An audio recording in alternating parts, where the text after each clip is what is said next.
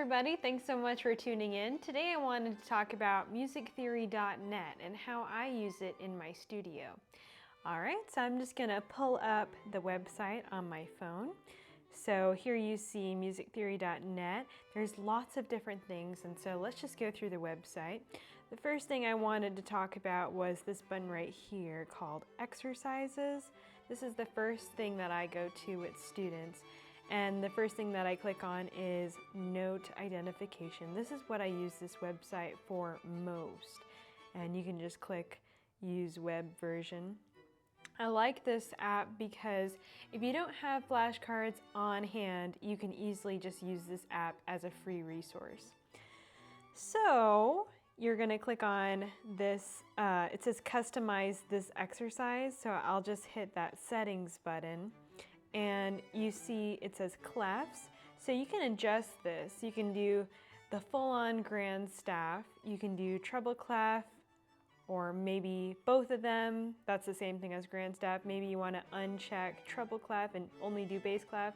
Maybe you have a student who's interested in learning the different alto clef, tenor clef, soprano, mezzo. There's so many options, but real basic stuff, let's just go with the grand staff for right now.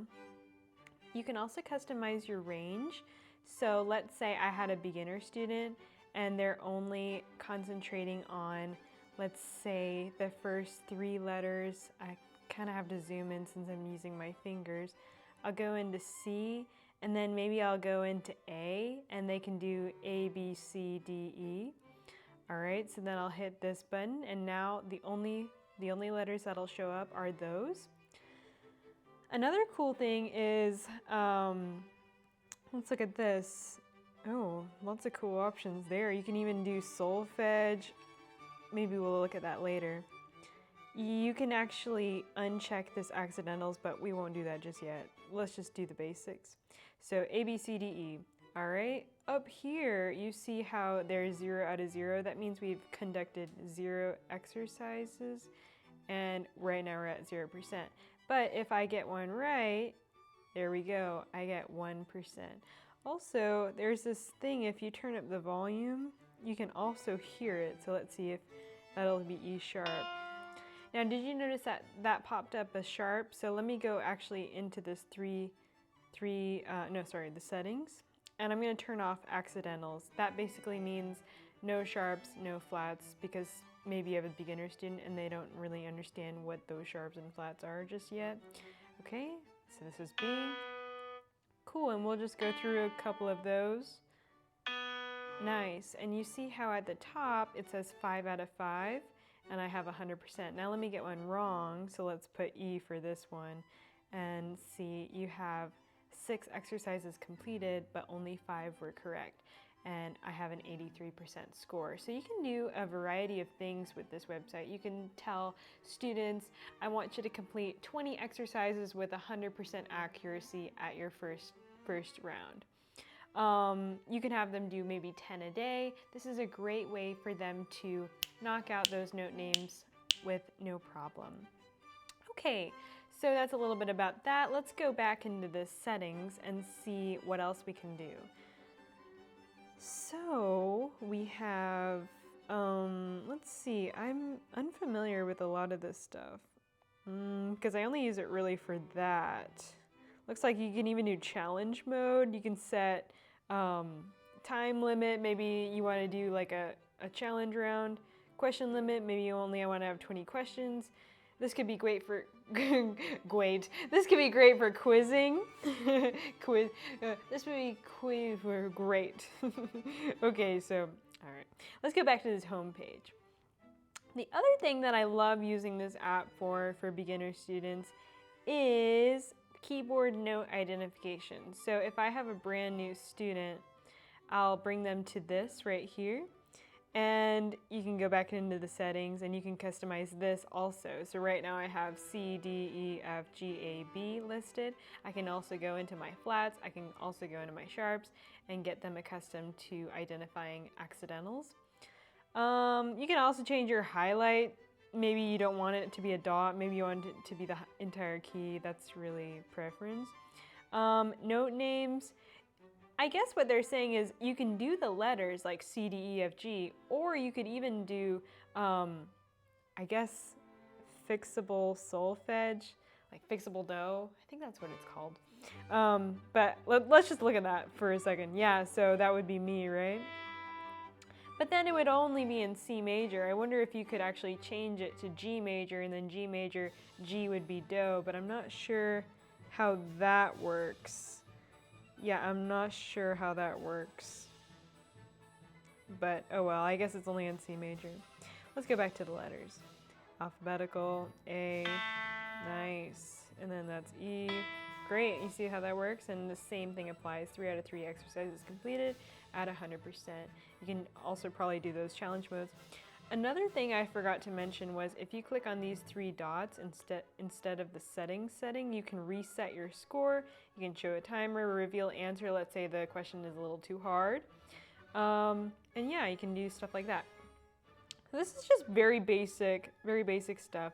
Let's go into the more complex stuff if you're interested. Let's look at some of these games. Keyboard reverse identification. So I guess this is the opposite. And so they would give you, I guess this would be a great segue from the keyboard to the grand staff identification and combining the two. So this one obviously has an accidental, and maybe you don't want that, so we'll turn that off. And let's say they already know treble clef, space is a face, and all that. So I know that that's A, and instead of clicking the letter A, I'd actually click this A right here. And the same thing applies. B. And then let's see, I wonder if I click this G or this G would be different. Technically, it would be the one after middle C.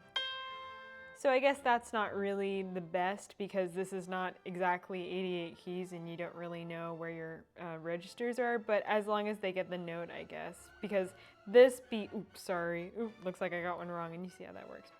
Okay, so let's go into this. So I guess you can change the clefs, just so, like we talked about, do the challenge mode. Maybe you can even do next question after animation, I guess just more customization options. For music theory purposes, I use this app a lot in my AP Music Theory class. And let's see, you can even have, for teachers, exercise customizer. That is really cool.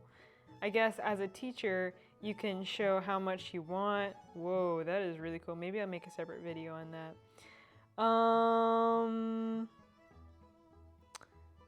Scale identification. So this would be a great idea for if you're deciding, I want my student to be familiar with G major, D major, A major, and go on the circle of fifths. This one looks a little bit hard, so let's just customize this to, instead of all of the scales, the 3 different types of minor and the major, maybe let's only do the major scales for right now. Maybe they haven't learned minor yet. And maybe let's do not all 7 key signatures. Maybe let's actually just do the sharps for right now. 1 sharp, 2 sharps, 3 sharps. So G major, D major, and A major. Obviously that has 1 sharp, and we know that's major. Oh, interesting. It also plays it for you. Let's go back. Chord identification. This would be a good intermediate student understanding the different types of major, augmented, minor, diminished, and even different types of 7th chords.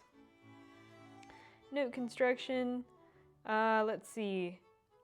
So this is the incorrect answer. Looks like, yeah. So they want us to do D sharp. So we can go into here, D sharp, and then change this, and then submit answer. That's really cool. Let's see the settings for that. Cool. Okay, let's look at key signature construction. B major. So let's see, we can also make that a little bit simpler. Let's just do like 1 for right now. F major. Okay, so right now it's saying C major. Nothing. There we go, F major, and we have to add a flat. So let's see how we do this. Oh, cool. So you drag this little circle to the flat section, let me zoom in there, and then the sharp section up there. So I just dragged it. If I dragged it over here and did it incorrect, boom, it would say 1 out of 2. Okay, so that's how that works. Okay, let's look at chord construction. So we want a diminished triad. Maybe they haven't learned about diminished triads. But if we were to do this one, let's see, it'd be F, A flat, and C flat. So it says select a note to modify. So this would be A flat, and this would be C flat, and submit answer. It even plays the chord. That is really cool. Let's do this one. A, C, E flat, and then this would be G flat. There we go. Okay, cool. This is a lot of fun. Interval construction. So A3, it wants us to do an A3. What does that mean? Like a third? Oh, maybe it's a, I think it's a major third. So let's see if this works. Ah, there we go. Ah, perfect fourth. So C, D, E. Oops, that's A. That's a D. Ah, cool. This app is just so cool. A to D. Boom. Okay, let's look at scale construction. So I guess this is what I was talking about earlier. So we got, that is really cool. They have some really cool stuff on this app. So let me change this. Let's just construct G major. Oh, E harmonic minor. Maybe they haven't learned that yet. 4 different types of scales. Let's just do the major. This is a really cool app. Okay, so we have G, select a note to modify. That's what it says in the middle. So I'm going to go to this one, add a sharp, submit my answer. It even plays the scale. Cool. Yeah, and if you're a guitarist, there's fretboards. You also have lots of ear training exercises. That's really, really cool. So this website is fabulous, and it's great for teachers. It's great if you're just wanting to learn piano in general, but I think everyone should know about this website / app. The app is called Tenuto for iPhone and iPad, but just get the website. Maybe I'll do some exercises on how to complete some of these rounds, because maybe some of these rounds might be tricky. So I hope you guys enjoyed. Thanks for tuning in.